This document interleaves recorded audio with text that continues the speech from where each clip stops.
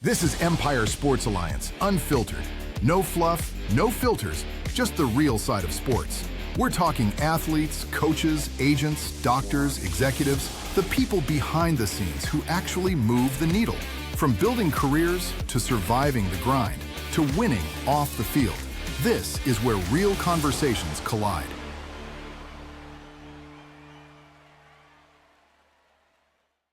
Welcome to another episode of Empire Sports Alliance Unfiltered. I'm Ronnie. I'm the Wealth Guy. Today I got Freddie Stevenson with us here, a fullback, national champion of Florida State, previous, experience in the NFL. So welcome to the show, Freddie. Thank you for having me. I'm looking forward to getting into it. Absolutely. No, good stuff. Normally we kind of start with somebody's journey, et cetera, in terms of how did they get into football. So maybe we'll do the same here where it's just maybe you start kind of talking about your youth growing up, some of the challenges you faced, et cetera, and then kind of how you got, developed into football as being a sport that you started playing professionally. Yeah.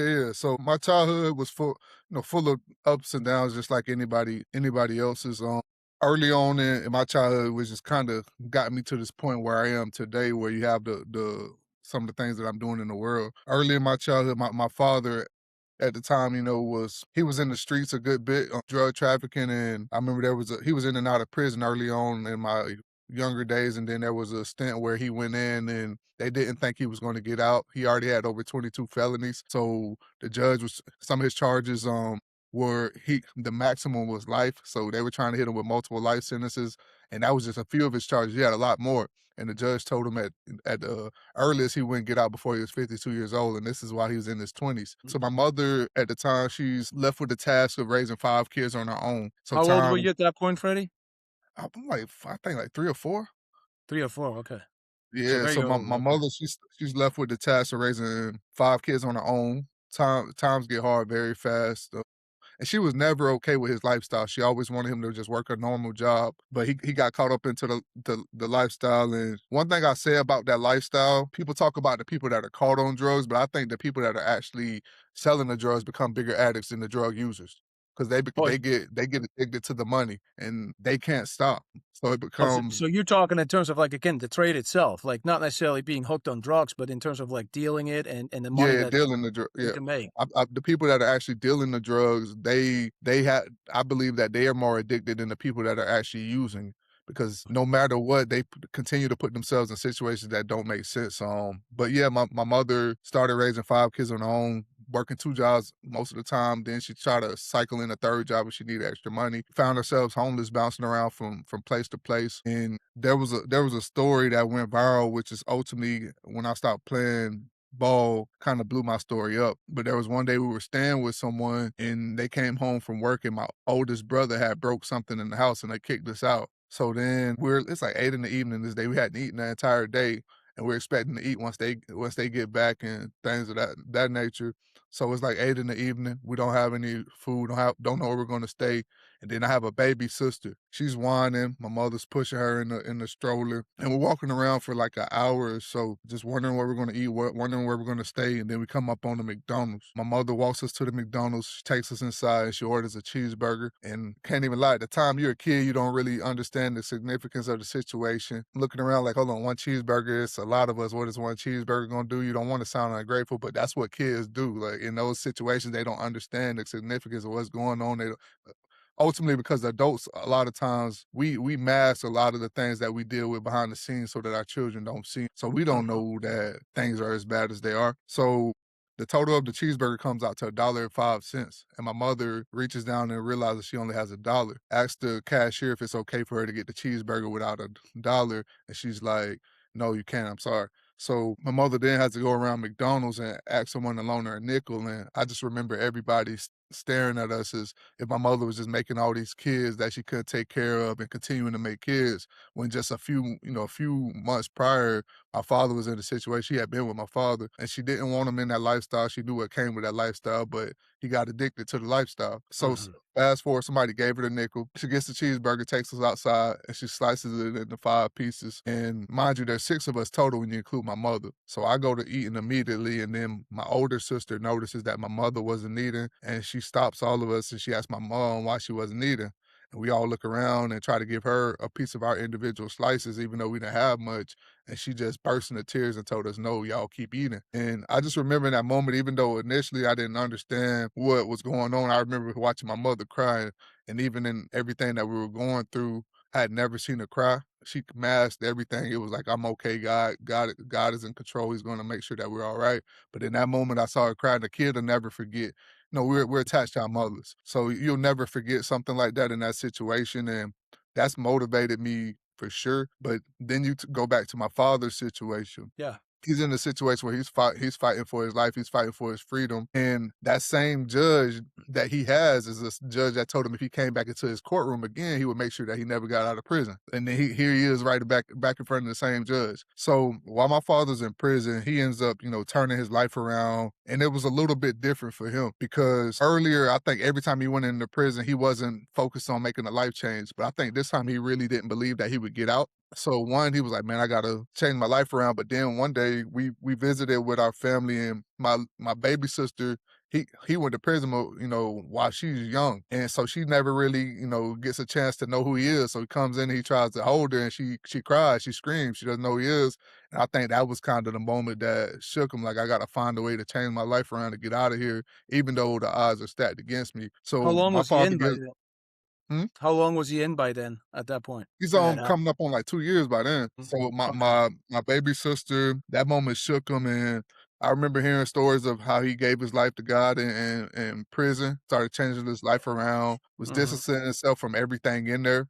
And this time it was a bit different because they had him stationed right across the street from death row. So whenever he would kind of go in the first few times, he would always be around family or friends that he knew from the streets outside world, Yeah. and it makes it hard sometimes to make a transition when you're still surrounded by the people that want to do wrong. Like, peer pressure gets the best of you. But this time he was isolated. I believe for multiple reasons. One, for him to see what the outcome is if he doesn't change his lifestyle around. But then two, so that he could actually make that change. He doesn't have to worry about the peer pressure anymore. But then you just fast forward and like a miracle happened. Like the courts lost the paperwork of a few prisoners, and they ended up having to release. So my mother, one day, she's on the phone with my father, Yeah. and she just jumps up screaming, and she calls him. She's like, "Yeah, you got a release date. You got a release date." And he was like, "What?" Because he hasn't even went for like the actual sentencing yet. It's like, "You have a release date," and he hung up the phone on her. I don't know if he was surprised or he thought she was playing with him or what. But then we find out that they lost the paperwork of a few prisoners, and they had to release them immediately. So then my father gets released from prison. He comes out, and like, he's completely different. I seen him before he went in, he was lost, reckless, completely different person. Like, I remember when I was a young kid, even one day, like, he tries to offer me about like a sip of his liquor. But now he's a person that's a man of faith, completely different. It's like night and day. And he's preaching about God, telling us all these different things. And I remember early on, he was like, "Man, God gave me a vision in prison that you were going to play in the NFL and you were going to preach to the world." It's like, "So we got to get you a football." And like a few days later, they signed me up for flag football. And that was like right after he got out of prison. And every step of the way in my childhood, he was there. Like, my first touchdown, I remember, I wish I had the video, but I'm running down, and he's in the stands, and he's running all the way down the stands, and he jumps the Yeah. gate to meet me in the end zone. So, but yeah, my father was a big part of, he was instrumental in my growth because in Pop Warner and Little League, I always had a lot of coaches kind of coming and attacking me because you have a lot of adults that live through their children, especially at that level. So they, Yeah. they want their kid to become the next NFL or pro superstar. And if you're better than their kid, they look at you as a threat to their kid's success. So I would always have a lot of adults trying to attack me or doing things to hinder me. And I got discouraged early on. And he would always say, "Man, God is using this to shape you and mold you for your purpose. You- So don't." You're talking youth football. You're talking like at an early age. You Yeah, talk yeah, I about got other adults parents coming. trying Yeah, to like discourage you in terms of succeeding. How old are you yeah. then? 10? Man, this probably started from the age of, he put me in football around 5, so I probably started experiencing that at 6 years old. 6 years. So, Yeah, and again, just to go back to what you're saying, basically, he came out of prison and say, "Hey, listen, basically he had this vision in terms of you playing football, and that's where how you got started, Yeah, right?" nah, and it was tough on me early on because you're Yeah. human and you're a child. So at 6, it was just different things that they would do to hinder me, and I didn't necessarily understand it. So you question whether or not you're good enough. But then as I like move up to like age 8 and Yeah. 9, that's when the adults start talking trash, and they're like, "Oh, he's never going to be this," and you're listening to it as a kid, and you start to They believe it. talking trash to you? Yeah, yeah, yeah. I coached in, Pop Warner at one point, but, I mean, that okay, go on, I mean, that's ridiculous. Yeah, yeah, it was like different. When a person is talking, having a conversation with someone on the side, but Yeah, they make sure that you can hear it when they having the yeah. conversation. And so they're like, "Oh, he's never going to be this. He's never going to be that." I'm like, why would they do this next to me? And it's kind of discouraging. But then it was also ironic because I was also the guy, as much as they didn't want to see me succeed, whenever they got in a bind, I was the bailout guy. It's like, all right, give him the ball now. But they would do So everything you were they running could to back at try that to keep point? me from getting the ball. Yeah, okay. You play running back from the get-go? Yeah, in flag I played quarterback because, Okay. it's different rules with flag, but they just wanna make sure I had the ball in my hands right from the jump, and we just do QB sneaks. I couldn't throw, so we just do, QB sweeps and things of that nature, and, but then once I got out, yeah, running back, but then all the coaches, whenever I would move up with certain teams, the ones where they kinda played daddy ball, they would always switch me to a different position so that I couldn't touch the ball and impact their kids. Maybe it's cornerback here, maybe it's wide receiver here, maybe it's defensive end here, maybe it's linebacker here. But it's crazy because I would always find a way to get the ball in my hands and score. But remember, every time they got into a bind, they would still need me to bail them out, and they hated it.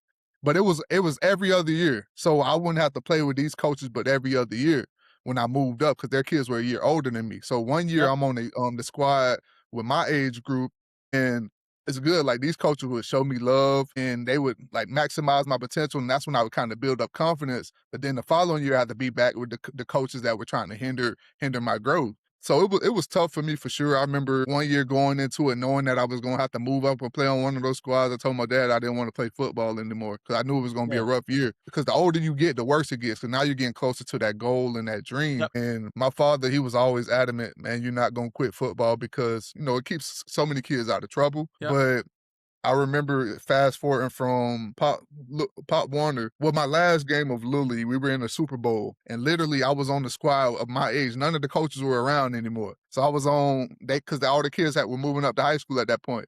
But then they came down for our Super Bowl game to be on the sidelines. And I'm Yeah. like, why are these guys here? So it already kind of messed with my energy. And I remember we lost the game to one of the top teams in the area. They haven't been winning the past few championships. And I remember that one of the coaches, one of the guys on the side that was a big fan of mine, he was like, you need to try to get Freddie at your high school. He was like, man, we don't need Freddie. He's not good. He sucks. He can't tackle wet paper. And I'm like, okay. It bothered me at the time. But fast forward to high school, I was in between. In our area, we got a weird zoning thing. Like, we'll have half of the street zone for one school and then half of the This streets was in zone. Florida, right? Yep. Yeah, okay. Okay. It's way different now, but in our time, like, you had to go to the school you were zoned for. Like, now you can go to any school. So half of my street was zoned for one school and half of the street was zoned for another school, but one of the schools they were zoned for was the high school where I played my Little League games, and a lot of those coaches from my Little League were up there coaching high school. And I said, if I have to go there, I'm done with my football career. I'm not. So literally, this is the craziest situation. Literally, like, my whole entire street was going to that school, and I ended up being zoned for another school down the street. So it just worked out in my favor. But you fast forward to high school, I'm the guy that's not from the area. So How did that work? How was the recruiting process in terms of getting to high school? yeah, so it was weird to be honest, like, because with you being at a school that you really didn't, you didn't grow up in that area. I Uh-huh. was always recruited by the people that knew me growing up. Like, of course, where I played in Little League, they wanted me to come there. And then this, like, the area where my dad grew up, and then the area where my mother grew up, they all wanted me to come there. In the area where my mother grew up, they got the top high school in probably Florida. Lakeland High Yep. School, known for like the Pouncey twins, Chris Rainey, Yep. like they win state championships just about every other year. So, but I ended up having to go to this school where I had no connections really. So I go in the first day of summer workouts, and I'm killing it. And one of the guys, he's just like, "There's something different about this kid. and he's just watching. Like, it's easy to come in one day and then you don't show up the rest of the days. But then every day I'm showing up and I hear him on the side one day, like this kid's gonna be great one day. So he comes to me after one of the summer workouts when I'm working out with the JV team. You know, I thought I would come in and play varsity as a freshman, but I don't know anybody. They don't know me. You gotta have some connections, like Yeah. they have to see you play when you're younger. Like Even if I would have even went to at the that yeah. age, huh? Yeah. Yeah, for them to know how good you are, but I'm coming in blind, they don't know me. So he meets me after workouts one day, and he wants to introduce me to the varsity head coach. And mind you, I haven't done any weight training or anything when I was young growing up. So they bring me to work out with varsity one day. He's like, "Man, I think this kid is too good to be on JV. Like, I know it's just workouts, but he's like levels above, beyond Yep. everybody that's on JV." So they bring me in with all the varsity guys, and it was brutal. Like, I couldn't lift any of the weights that they were lifting. I just was like the one that was getting embarrassed in there. And he was like, "Man, yeah, just come down to JV for a year, and then if you progress the right way, we'll bring you up to varsity at the end of the year. You got to put on some size, put on some muscle." And how old were you at that point? Hey, well, ninth grade is what, 14? So at 14, basically, you've never been inside the weight room, right? I mean, you're just playing Yeah, at football. You're all. out there on the field. It's not Yeah, like you're doing any particular, like, and again, any, yeah. Nah. weight It room was a stuff. So, it was a struggle for me. Like all these guys are lifting over 225, and I don't even think I could lift 185 at the time. oh, you're talking bench press? Yeah, bench press. Yeah, I Yeah, couldn't yeah, even lift 185 at the time. Everything I saw in there as far as the weights that they were throwing up, it was like yeah. a horror movie for me at the time. You're It like, was they got to be shitting me here. What's yeah, no, going it on? was How scary. tall are you, Freddie? I'm 6'1". 6'1". Okay. So you're not a short guy. So Yeah. there you go. So you're going in. Okay. So then again, so first workout, yeah, you didn't do as much as the others. Then what happened? Yeah, so you fast forward, I played most of the year on JV. Mm-hmm. Started to progress, but they put me on. This is the thing, they put me on JV, but they made sure that I had the weightlifting classes with the varsity head coach throughout the year. So Yeah. I was still getting stronger throughout the season. I was meeting some. They wanted to make sure that they were prepping me for moving up to varsity. So I was getting stronger throughout the season. Yeah. I dominated on JV, and I believe like the So you started working out again. The weight room was like that was part of the whole program now, like in part of the but process. really that was the only thing that was limiting me for Yeah. varsity, like putting on size and putting on muscle, getting stronger. Yeah. So Yeah. I Okay. think the third to last game for the varsity, I got moved up, because we had ended our JV season, and I got moved up, and I think our first game on varsity, they put me in at the end of the game. There were 4 plays, and I made all 4 tackles, and I didn't know that Florida scout and the USF scout were there that game, Oh and no they shit. watched the Okay. whole tape. They watched the whole tape, and they came Will for you some play other guys linebacker at that that point then, or sorry, were you playing linebacker or what was the yeah, I'm position you playing played? linebacker at this point. Okay, so now So you're on the defensive side of the ball. Okay, got it. yeah, although I played running back and linebacker on JV, Mm-hmm. more of the focus was on linebacker because they already kind of had, once again, I'm going to a school in the area where I'm not from. So they're leaning on a lot of the guys that they saw playing coming up to play running back. So a lot of the coaches didn't really know what I could do at running back yet, to be honest with you. Yeah. So I move up to varsity and I make the first 4 plays, I made the first 4 tackles. And I remember the head coach at the time, even him, I guess he saw something in me early on as well, like through the practices and everything. Cause by that point, I put on size and I was adjusting to that level, even though I'm still like 185 at the time. He brings me to meet with the Florida coach and the USF coach. And they're like, "Man, you're going to be special in a few years." And I remember the USF coach saying, in a few years, I'm coming back to get you. You're gonna be one of the best players in the country." And you don't really know because at the Yeah. end of the day, I still got to do the work and I got to progress. Sure. But then you fast forward and see that from that time, I ended up becoming one of the top players in the country. I was one of the top 15 linebackers in the country, recruited by just about everybody, and it's crazy What because position do you play mostly? Did you play Mike, Will, Sam? What were you? yeah. So I moved around Okay. my on varsity. They had Yeah. me. I was kind of like the rover, and they would Yeah, line I me was up gonna say, okay. outside. Yeah, outside backer.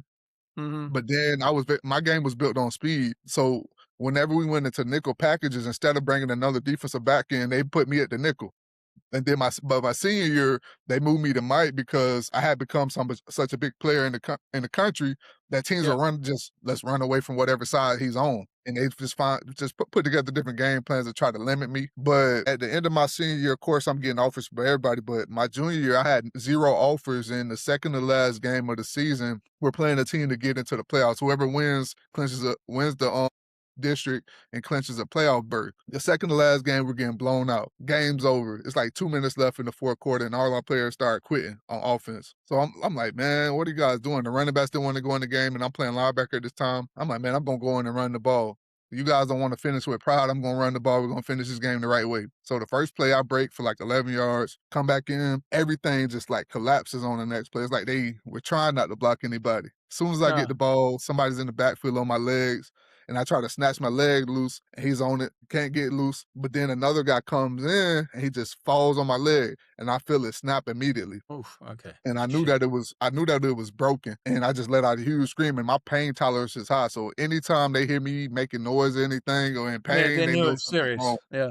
Um, so the doctor comes to the sideline. He's like, I think it's just a high ankle sprain. And mind you, I have tape over my ankle, over my cleats. They spattered up my cleats. I'm like, no, it's broken. It's broken. He's like, how are we going to see? And then he takes off the tape, and then he sees my bone go back in. He's like, all right, let's rush him to the, yeah. He's like, let's rush him to the hospital. So they rushed me to the hospital. I get the x-rays and MRIs done.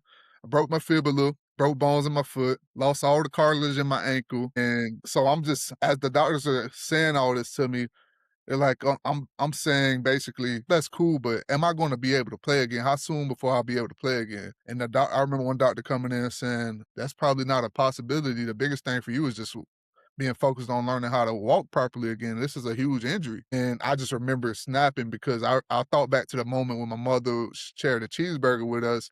I'm like, yo, no, this is what I have to use in order to change the course of my family's life. Yeah. And I like, you're wrong. I'm gonna prove you wrong. And they had to calm me down in the room. Not for a few months. I had to have multiple surgeries on that leg, and I had to be homeschooled for like 6 months. So I had teachers 6 coming to the months? school.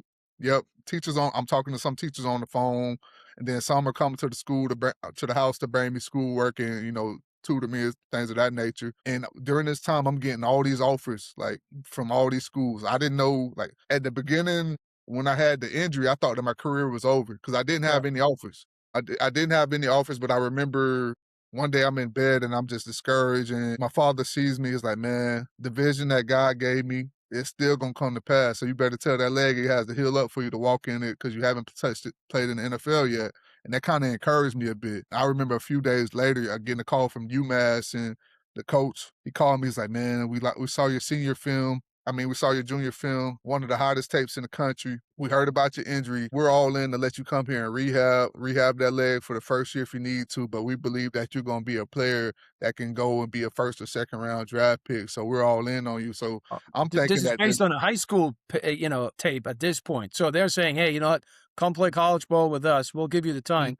But we already see you having the potential to be a first or second round pick, even then. Yeah, yeah. Now it was, to be honest with you, a lot of schools were calling with interest, but nobody was really offering at the time. So I Yeah. thought they were just gonna, say that we're interested in you or something. Playing around. But then once he said the stuff about rehabbing my leg and all this, I'm like, hold on, this conversation is going in a slightly different direction. And I didn't want to assume. I wanted to hear him say that I had an offer first. He's like, we want to offer you a full ride scholarship to play at our school. And I just remember tears just pouring out of my eyes. Like, man, it doesn't matter if I get another offer. I know I got an opportunity to further my career when nobody was giving me a chance before. And it's literally after them, it's like everybody else kept flowing in. I'm getting an offer from this school, this school, this school, this school. And mind you, I'm still at the house. You're So still rehabbing, right? I mean, yeah, you're not. yeah, I'm still rehabbing and I'm still homeschooled. But then when I go back to school, when they clear me to go back to school and start walking again, it was like a scene out of a movie, like I don't know if you've seen The Blind Side, when all those schools are just traveling in Yes. to see him. Like these coaches are just flying in to see me because before, they want to evaluate and see if you're actually as big in person, how Yeah. tall you are, because people lie on these sheets. So they're flying in to come see me. Yeah. And it was crazy. Like these people are shocked to see, because I live in a country town, and they're not used to seeing these type of people coming in for So talent in the who's area. coming in? Just, if you drop a few names, Man, you who's got coming? your Floridas, your Georgias, man, pretty much Oh, everybody big that you could SEC think of. schools. Okay. Yeah, Oh, your okay. All right. Miamis. Yeah. SEC, you got SEC, ACC, Big 12, all these schools, Yeah. Big 10. They're all coming in, and it was shocking to me because just a few months prior, I didn't know I was gonna play anymore. But yeah, I was just watching the process to see, and this is the craziest part about it. That coach from USF that Yeah. told me he was gonna come back and get me a few years later. Now he was at Texas A&M, and this is when Texas A&M is making the move into the SEC. The first Yes. year into Right the there. SEC before the Johnny Manziel mania, like they're making the Yeah. switch, and he was like, "I told you I was gonna come back and get you." 'Cause I know he's like, "I know an elite talent when I see it." He's like, "And what you did as a freshman coming in, your instincts for the ball," he's like, "that was elite from the jump, and all you had to do was put on size." Like, man, there's nothing that makes more sense than you coming here and living it out because I can develop you into what I believe you can become. And I was all in with Texas A&M, but the only problem is my mother didn't want me to leave the state. So any school from out of the state, she wouldn't. Whenever they would come to, they're coming there trying to bother her on the job. They're coming because everybody's telling us like, man, his pops is cool. He's letting him make the decision on his own. But you got to get his mother, just because our struggle growing up, she was very attached to us and Yes. very protective. Of course. And she wanted, because she had something with us that she didn't necessarily have with her parents growing up. She wanted us all to stay close. So yeah, any time the out of state schools would come, she's like, I don't know why you come and talk to me. I'm like, he not going to your school. And I'm telling her, like, please just talk to Texas A&M, please. She's like, you're gonna have to figure it out with Florida State or one of these other schools, because I grew up a Miami fan. So Yeah. You're a Hurricane initially, fan? Okay. yeah, so initially in the process, I wasn't looking at it from a business standpoint. I was looking at it kind of like a fan. But what made me change my perspective is I went to Miami one day for a visit, and this is while I'm still homeschooled. And the doctors had just cleared me to walk on my boot without my crutches. But I was like, nope, let me keep my crutches for my visit to Miami. They say that they're very high on me. Let's see how they treat me around. Am I going to be crutching around all day, or are they going to ride me around in the cart and show me some type of, the treatment that they show to the recruits they got a lot of love for. I crutched around the whole entire day, and they basically were like, "Oh, well, we want to see how you respond from your injury." And in my mind, it flipped the switch for me. I'm like, "This is business now. I'll never come to your school." So from there, I looked at everything as Yeah. business. When Florida State came into the school, there was a part of me that was like, "All right, if they give me an opportunity, part of me wants to go to Florida State and show Miami up because y'all overlooked me." And Oh, so I know Miami my never came. yeah, There was no Miami offer came to from. the school, but they would come to the school and visit me, but they would Yeah. never. They were always playing the slow game as far as, oh, we want to Yeah. see how you Just recover. playing around. Okay. Yeah, and I'm like, man, nah, I'm not doing that. But Florida State offered me, and they whooped y'all last year, so nah. So when Florida State offered me and I took my visit, I ultimately decided to go to Florida State. And you fast forward to the end of the year, I won, player of the year in my area. I made the all-state team, and then Miami comes back calling because everybody sees my senior year highlight tape come out. And I'm like, oh, snap, his senior year was better than his junior year. So they try to play well, Miami's your favorite school, you might as well come here. And I'm like, nah, I'm good. Because I was early enrollee, I graduated early. You And always signed up with Florida State? yep. I was like, man, Yeah. I'm going to Okay. Florida State in 2 weeks. I'll see y'all. I'll see y'all when it's time to play during the season. But of course, I went to Florida State, won the national championship my freshman year, and it was tough because coming out of high Are school you as a still playing linebacker now? So you're going to yeah, I'm college, right? still playing And again, linebacker. because all that stuff was based on like your tape as a linebacker, right? Yep, So okay, but the yep, injury actually happened when you played running back for a couple of plays. yep. And Okay. I go to Florida State and I'm playing linebacker. And Yeah. I come in the spring, dominate in the spring, but mind you, at this time I'm still like 210, 215. So my game Yeah. is still based off speed. Yeah. But then they tell me same thing my high school coaches told me, like, man, you got to put on some weight for this level. So I What do put they on the want you to weight. be at? You're 6'1". Where do they want you to be? 245, 250? I'm not even sure, to be honest with you, because we had some That's a good guys that were question, about right? to. We had a linebacker that was about the same size as me, and he was Telvin Smith. He was about the same size as me, and he Yep. was one of the best linebackers in the country. Went on to sign a big contract in the NFL. So I Yeah. was like, what? But I guess it was because his frame wasn't necessarily built to put on all that weight. So I put on the weight a little bit too fast. I came into the spring like 210, 215. I come back in the summer like 235. That's a lot of Oh, weight coming off a huge 20. injury like Yeah. that. 20 pounds. Holy shit. Okay. Yeah, so I wasn't able to move the same. It took a while for my leg to adjust. I'm seeing plays come in, and they're giving me an opportunity to start as a freshman. Like I just dominated in the spring, and the coaches bring me in for a meeting, and they're like, "What's going on? This isn't the same player we saw in the spring." And I couldn't even say anything. Like, I see the plays coming, but it's just like the reality. Like I can't get there. So the coach sits down with me one day. He's like, man, you were a hell of a player on both sides of the ball in high school. You had offers on both sides of the ball. We would love to take a look at you at fullback. I know what you're thinking. Fullbacks don't really play in the league. They don't make as much money as linebackers. But with your That's skill changing. set, you could play in the NFL for a long time, man. It was a tough decision. I'm not even gonna lie. Like we talk about the transfer portal and all this stuff, and people give these Yeah. kids so many issues for transferring. But I'm not even gonna lie, a lot of us that were there and that couldn't transfer at the time, that was one of those moments I probably would have hit the portal because it's like nobody wants to play fullback. What's the future in that? Like at this time, if it was early This 2000s, Yes. This was yeah, and this was, well, early 2000s, but I mean, I think it's coming back a little bit more now, but yeah, you're talking what years is what are we talking, 2017 or what was it that? was 2013 to 2016. That Oh, was so I that mean, full. that's all spread offense stuff, right, Yeah, at that all point. spread. Nobody So wants I'm to like, see man, a nobody's fullback, really yeah. using fullbacks. Yes. So I was discouraged, but then I go through the year. I get my first touchdown at fullback, and I kind of started buying into it a little bit because I was looking at it from a realistic standpoint. Like, man, this Yeah. leg is shot for me. Like, until my body adjusts to this weight, I'm gonna always be in a position where I can't react the way that I want to. But on the flip side, on offense, I don't have to react. I get to dictate everything.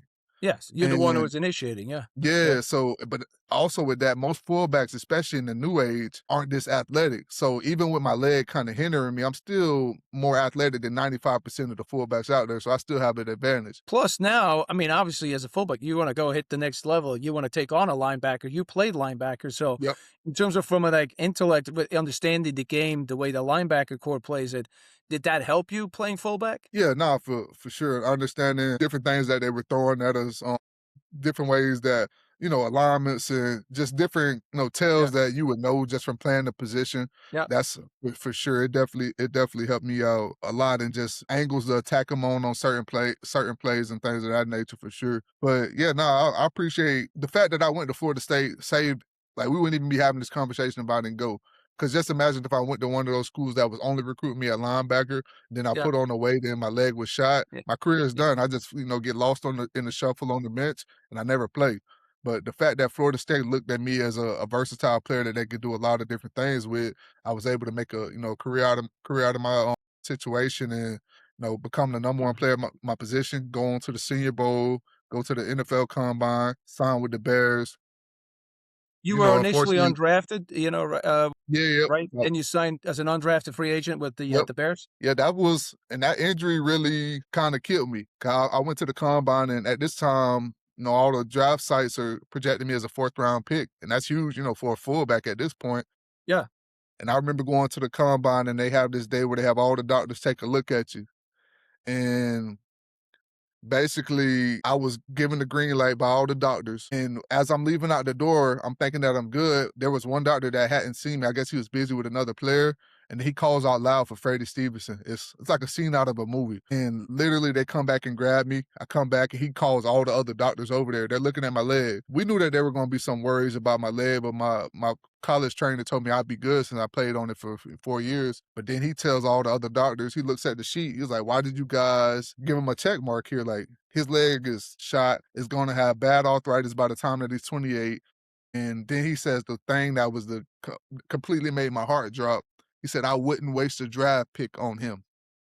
And I'm like, that's not for you to say as a doctor. No, that's Like, completely out of line. yeah, so that's not for you to say as a doctor. But then immediately all these doctors that had just said that I was good, they start looking at their sheets. And I'm sure some of them, because there's pressures on them now, started changing their evaluation. And I literally now a day, because this is the longest day at the combine, the day that you have to do medical. Literally, I get through there in about an hour, but an hour turns into over 10 hours. Because now I have to go get MRIs and get X-rays and Oh, all this shit. other stuff. So it turns into a super long day for me, and I'm not able to get any sleep. I go into the combine workout probably with only 3 or 4 hours of sleep. But you fast forward, and that was, at that moment I knew I wasn't gonna get drafted anymore because it wasn't worth taking the risk on a fullback and making a draft pick like that. So But based on a I was comment the doctor made, again, I do not necessarily understand. I think that's completely inappropriate. yeah, but I also think on looking at it from the back end of my Yeah. story, I think that it's, beautiful. Just looking at how my stories come together because Sure. my story is just a combination of unusual things playing themselves out. Yeah.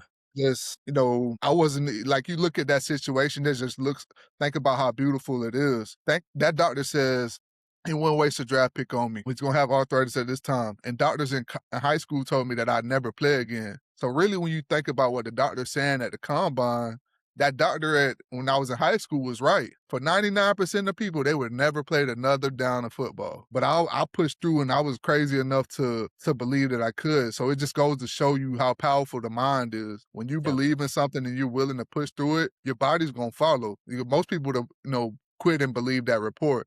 So I just believe, I'm a person that beat statistics, beat the odds my whole entire life.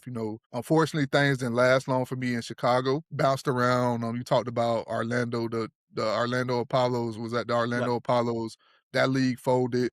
And that's kind of when I knew that I wanted to do something else. Like I remember my agent reaching out to me, telling me that I had another workout. Yeah. 'Cause I was discouraged. I was like, what are you hearing from teams? What are you hearing from teams? And he was like, nothing yet. And then he reaches out a few months later telling me he has a workout. But at that time, I had already, kind of went into, man, I'm going to figure something else out because I truly believe I'm a good enough player to where I can not only be a Pro Bowl guy. I could be an all-pro fullback guy. Like, I believe that I'm that gifted at this position. Not only that, I have a work ethic to match it. So the fact that I'm not lasting on any of these teams, and I just believe it's something else out there that's meant for me. So, You just kind of again, you've progressed. You've played, you fulfilled your dream playing in the NFL, right? yep, Okay. And then you're just like, okay, if they're overlooking me like this, there must be something else in store for me, like the next yep. level. Right. So Okay. I ended up writing a book about my life. And of course, I went through the phases where I Sure. was depressed and I was living reckless and I didn't want to live anymore because I didn't think that I had a purpose. But then my wife told me to, share my life story. And, I wrote a book about my life and that ended up doing very well on Amazon, became a bestseller. We sold over, 20,000 copies independently, which was massive.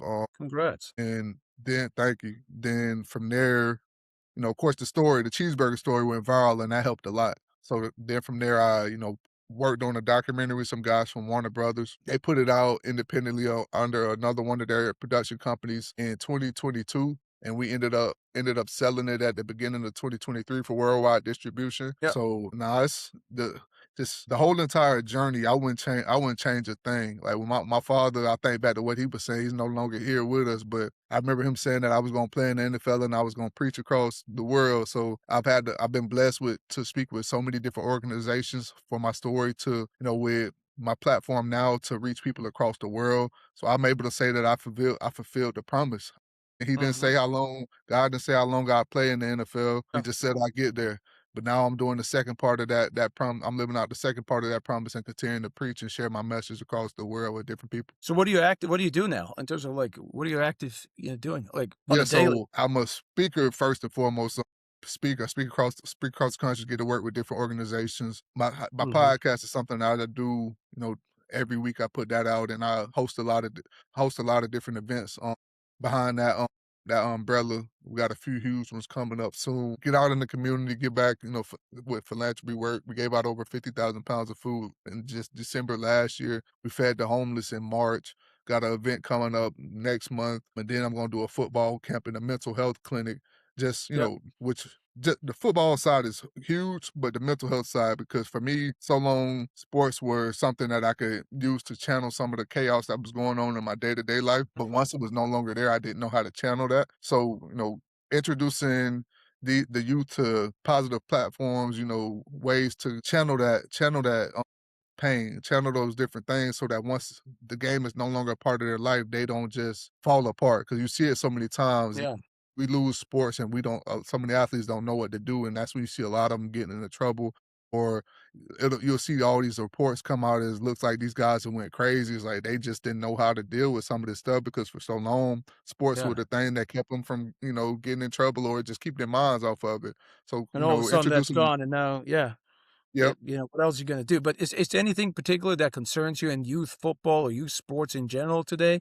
I say something that it's just more of something that I know has always been there. The parents, the parents and the coaches living through the kids. It's at a higher level now. You know, there's money, more Yeah. money involved now. Oh yeah. So they're living through them at an even higher level to the point where the things that I value as a coach with the team that I help out with, they don't necessarily value because they're only thinking about what they can get. But I'm thinking about how can we turn, how can we help turn them into great leaders? How can we help turn these players into great fathers? How can we make sure that their minds are on point? How can we educate their parents for the process down the road? Because a lot of these parents don't know, and then they'll have people that take advantage of them along the way. So those are the things that I care about as somebody that's been through the process and knows how Yeah. dirty this game can get. Versus other coaches or parents don't necessarily care because they're only thinking about how they can benefit. Yeah, do you think sometimes athletes today are more focused on exposure versus like development, especially with given the social media landscape that we're facing? Yeah, nah, for sure. Like I remember being at Florida State and we always had teammates that be like, "Yo, give me a shout out on Instagram." I like the best shout out you can give yourself. The best shout out you can give yourself is going to make sure that you ball on Saturdays. Because I can tell them Yeah. to follow you, but if you haven't made any plays, they're not following you. Like that's just the reality of the situation. People are going to support somebody that does something that inspires them. So if they don't know Yeah. much about you, they don't know what you stand for. Why would you like look at it from a non-biased standpoint? Would you go follow you in that situation if a random person just like shouted like nobody would. So you got to go make your plays to introduce yourself to the world, and then they'll come follow you. The shout out will be easy then. Yeah, we had, we had a fellow on in March, Mark Gottfried. He was the head basketball coach for the University of Alabama at one point. He was on the UCLA staff, and he basically said like, just get better, just work on Mm, getting better. I will find you in terms of like video and all that stuff. I just feel like sometimes again the social media is such an overwhelm. These are young individuals, right? mm. That it's such an overwhelming thing in terms of in the locker room, et cetera, after games. Just get better. Yeah, nah, my high school, of course, my freshman year, the coach that we had there, he would go to the playoffs every year. But once he left after my freshman year, and then literally, I never went to the playoffs in high school. We were like 3-7, 4-6 most years, and I was still one of the top players in the country. But Yeah. we're playing all these good teams, and I'm always the one putting up good stats against them. So they may go up, they may come out and show up for another guy that's one of the top players. My mindset was, okay, go embarrass that player. Now they'll be looking at you. Yes.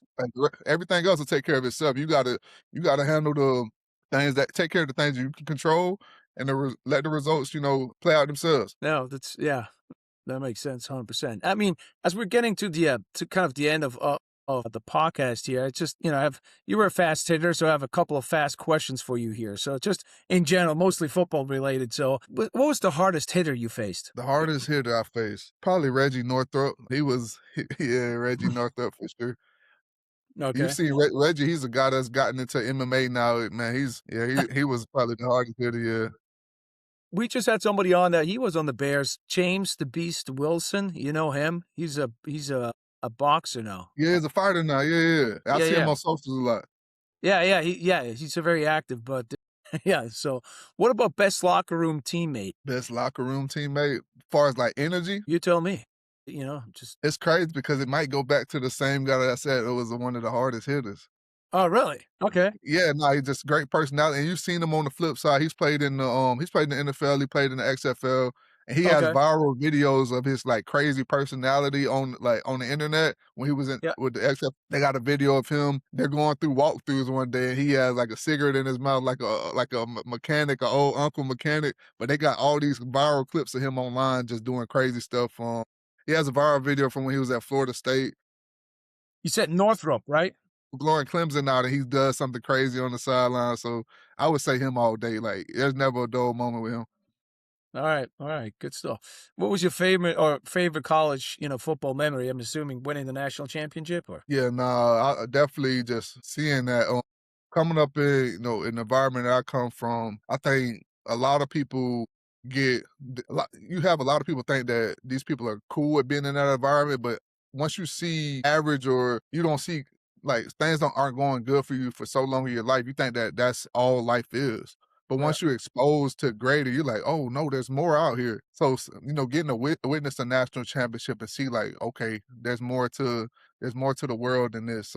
Although I have been at Florida State and got to play with high level individuals, seeing what it was like to be at the top of the world for a moment, it takes those dreams to a completely different level. Who was quarterbacking when you guys won the national championship?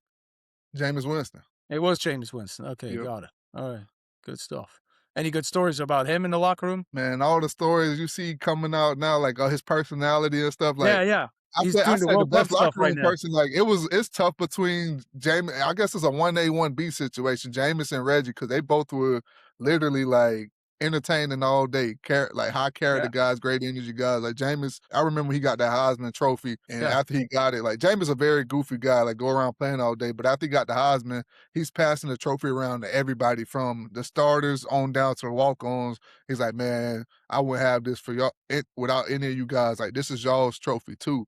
And, like, that's just who he was. He wasn't doing it like, there were no cameras there, and that's just who he was. That's very cool. That's very cool. Last question in terms of the NFL, when you played, any particular player that you learned the most from? I think one of the players I would say is Jeremy Langford. He Jimmy Langford? played at Michigan State. He was just kinda giving me the ins and outs on how dirty the business is, 'cause I was, just discouraged with Yeah, certain stuff. He's like, "Yeah, nah." He's like, "Bro, you can play." He's like, "You go start at a lot of different schools." 'Cause I was starting to see the writing on the wall that they were gonna try to screw me over. Like, "Man, this is how this game is. They may screw you over because they may have a good relationship with somebody else's agent or this stuff." yeah. He's like, "That's the business world, man." He's like, "But don't get it twisted. You can play this game at a high level, man. I've seen you play. Like, you can dominate in this game. Like, it may not work out though. That you may not ever play a Sure. snap in the NFL." It's like, but it's not because you weren't good enough. So don't allow what goes on to dictate how you feel about yourself. But then it was another person, Benny Cunningham. He just randomly came up to me one day. He just watched how I played, like with so much passion and fire. Yeah, I remember one day we had a practice where the team was just they weren't. It was a bad practice. Nobody had energy, and Coach John Fox said we're live. So they ended up giving me a pass in the flats. And I think it was Kyle Fuller in the flats. He tried to tackle me up high, which I was like, I'm usually having to worry about somebody trying to Alright, take my for the legs the out. cornerback? Yeah, the cornerback. Okay. So Alright. I'm usually worried about somebody trying to take my legs out. So he Yeah. tried to hit me in the chest, and I felt bad for him. I You're truck like, stick him, and I "Alright." just keep running down the sideline. But from that moment, we had one of the best practices we had all training camp. And Benny just comes to me. He was like, "Bro, like you different. You're not like most rookies. Like it's like you've been here before." But then he finds me before our first preseason game at home. He's like, "Keep telling your story." He's like, "No matter what happens to you in life, keep telling your story." And I just always think about that on this side of things. Like, at the time, I was an introvert. I didn't really know how to tell my story. And even though I didn't realize every time I went out there on the field, I was telling my story in a way. Now I know how to verbalize it. Just think about Benny kind of saying, keep telling your story. And for anybody Yeah, that watches this, every time you go out into the world, whether it's at your job, whatever, take pride in what you're doing because you're telling your story with it. You're signing your name on it. If they tell you to go sweep go make it the best job ever done, sign your name on it. Tell your story. Have a standard about yourself and what you want to be known as, and that's something that kind of sticks with me. that's awesome. No, man, I again, appreciate you coming on, very inspirational. Yeah, appreciate the openness in terms of sharing everything that you went through and, obviously, best of luck going forward, man. Thank you. Thank you.